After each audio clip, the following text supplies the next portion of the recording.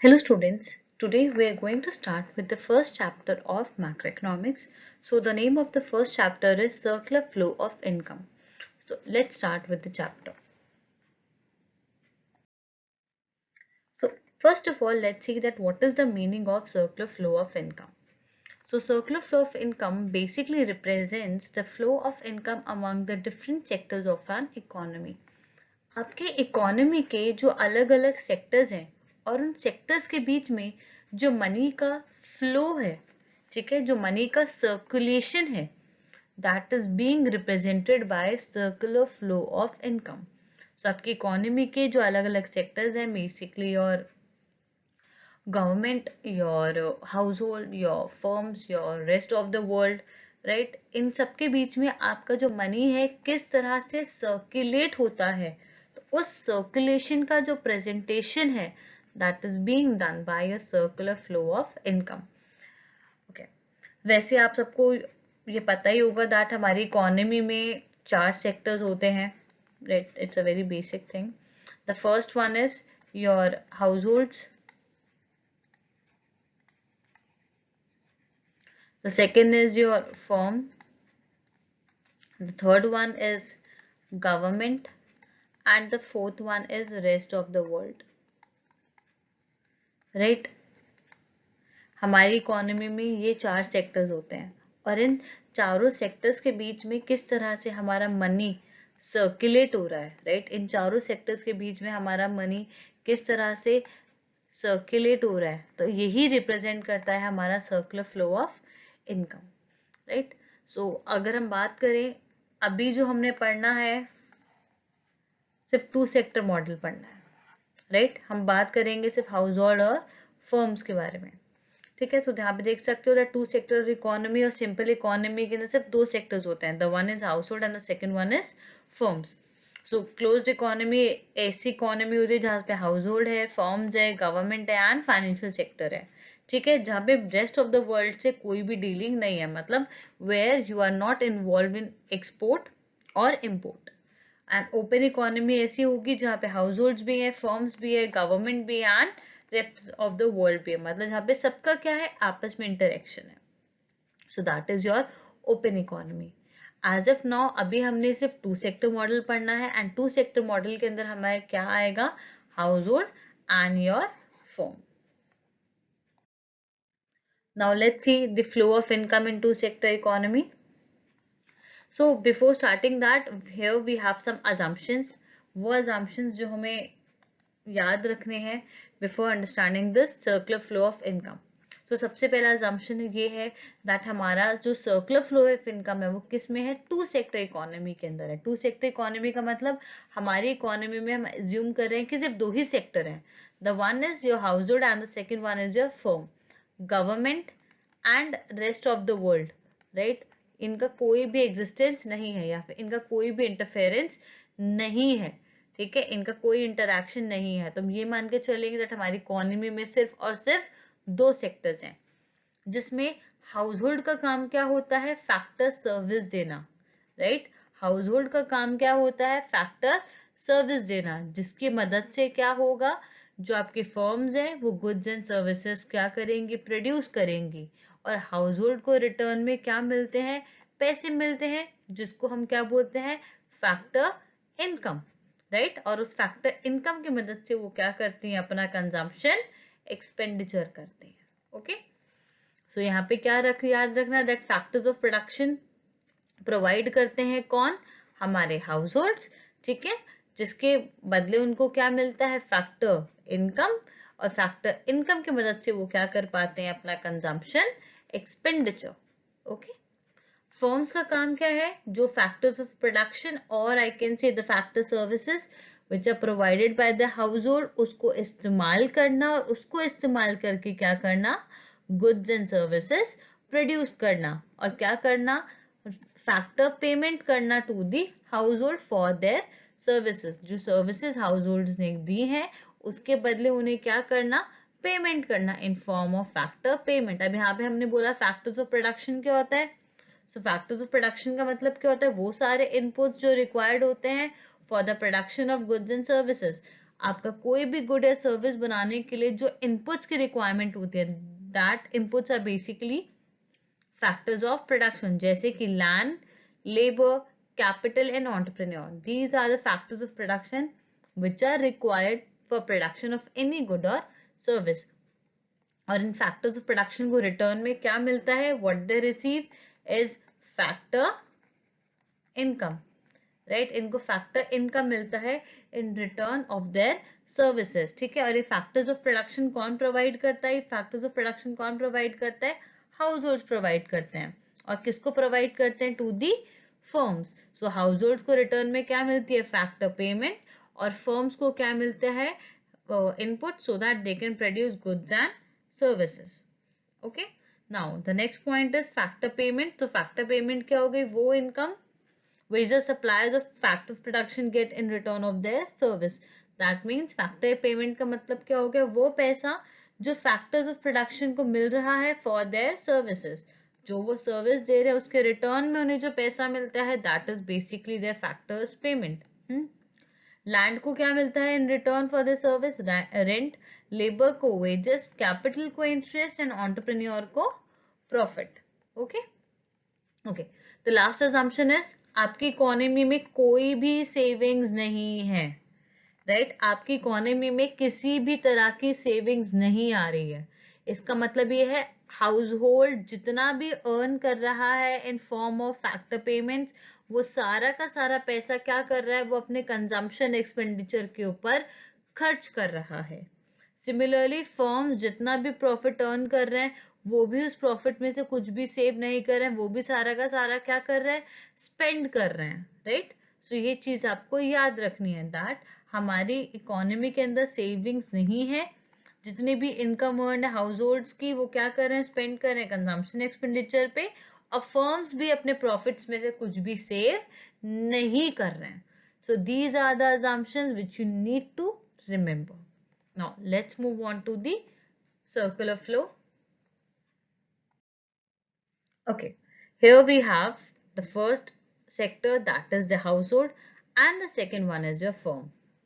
अब हाउसहोल्ड का काम बेसिक क्या होता है? सबसे पहले हाउसहोल्ड का काम है फैक्टर्स ऑफ प्रोडक्शन प्रोवाइड करना. और फैक्टर्स ऑफ प्रोडक्शन क्या प्रोवाइड करते हैं?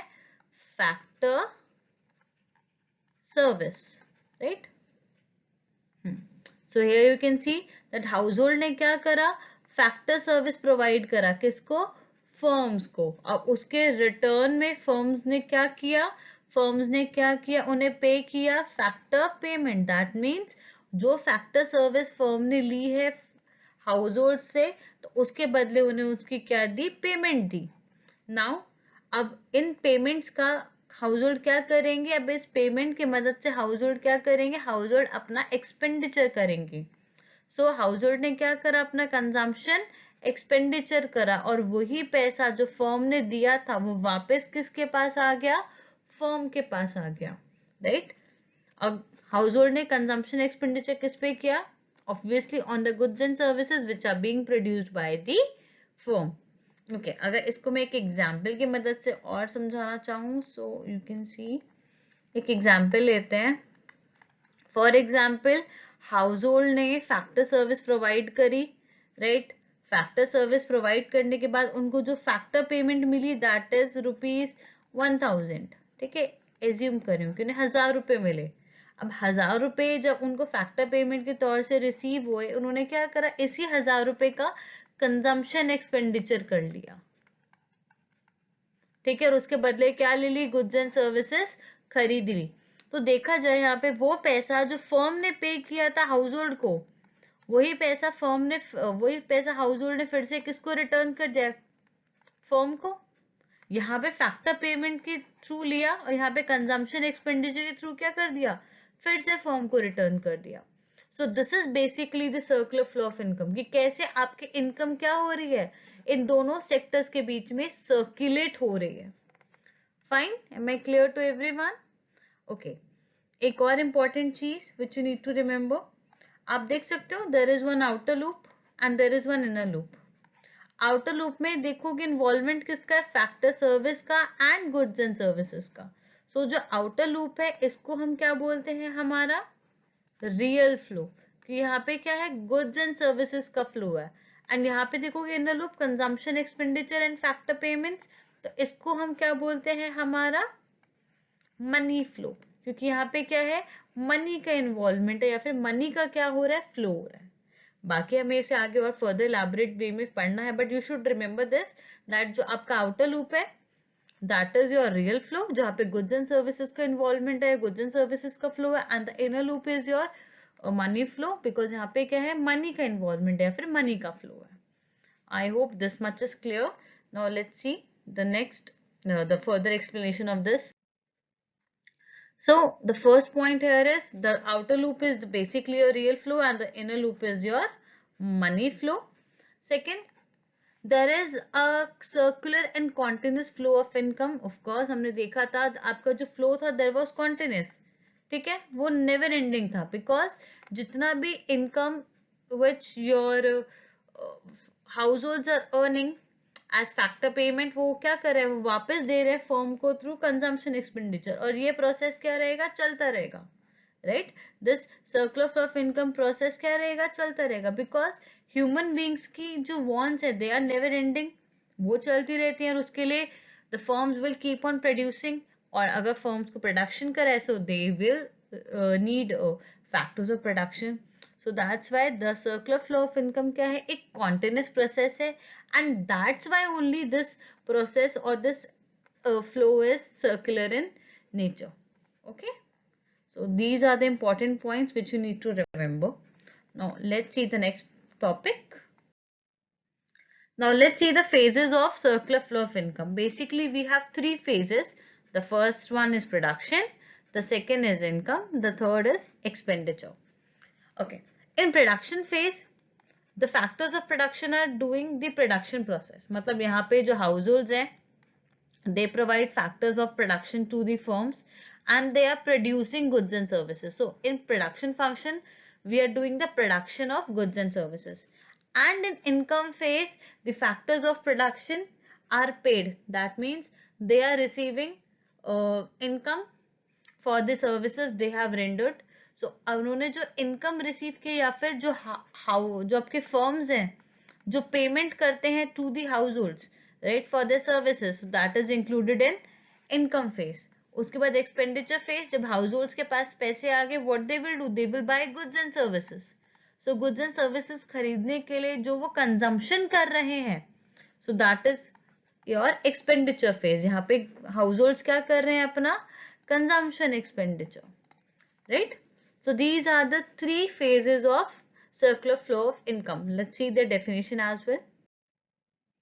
So the production phase, in the production phase firm produce goods and services with the help of factors of production. Example given है यहाँ पे that the labor yarn and the textile industry is producing goods and services, or the goods, the cotton, with the help of labor and machines.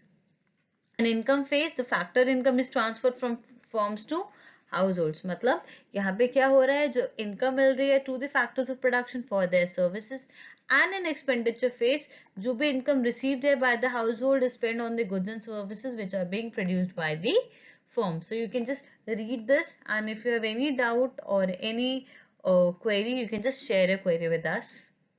Now let's see the next point or the topic.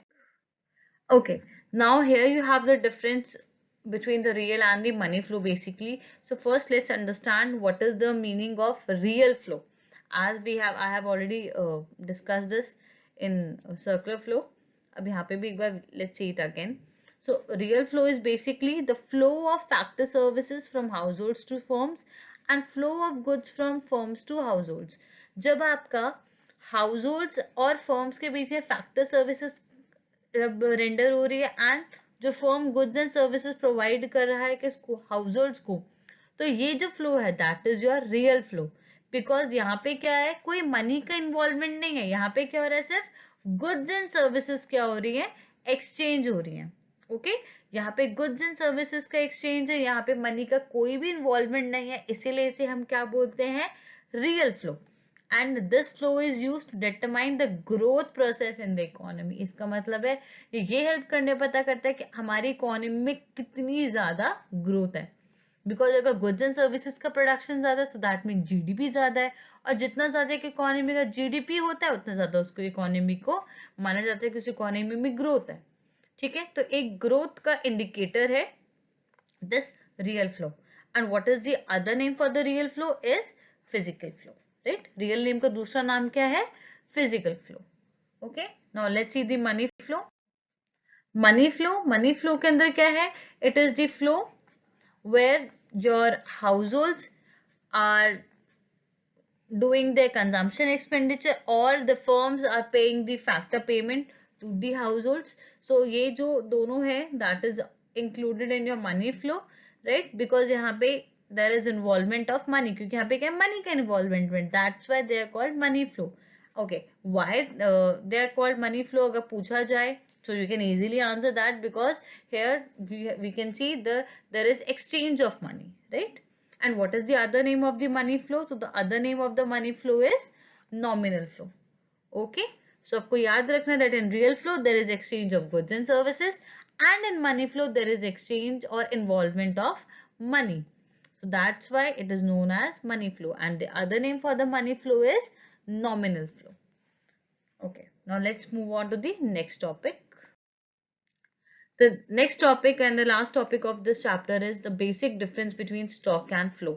So आपको stock और flow के बीच का difference पता होना चाहिए that किस चीज को हम stock कहते हैं और किस variable को हम flow कहते हैं. So stock variable are basically those variable which are measured at a particular point of time. जब मैं किसी भी चीज को एक particular point of time पे measure करती हूँ, so that is basically my stock.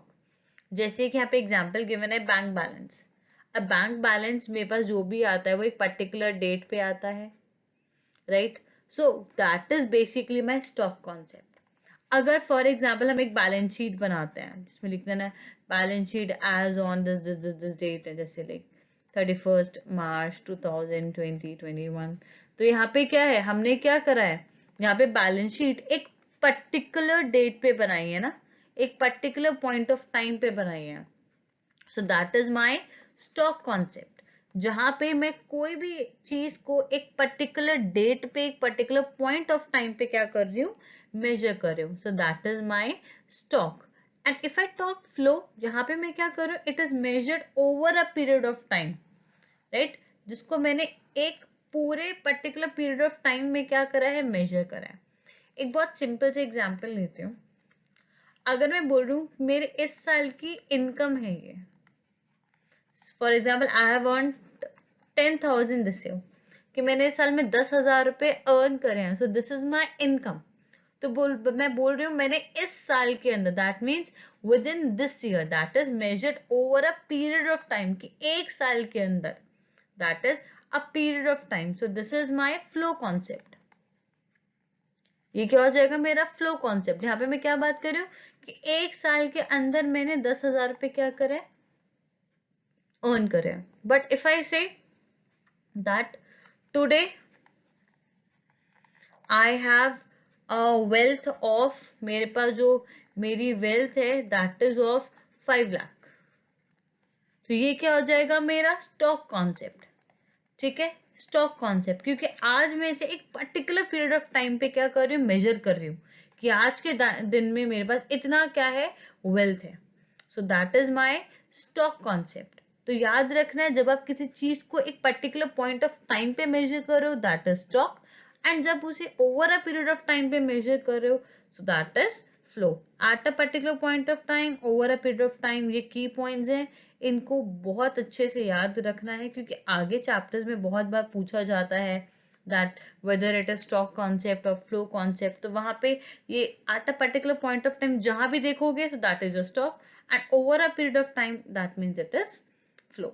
So I hope this chapter is clear to you all, but if you feel that you have any doubt or any question, you can just share a question with us. Thank you.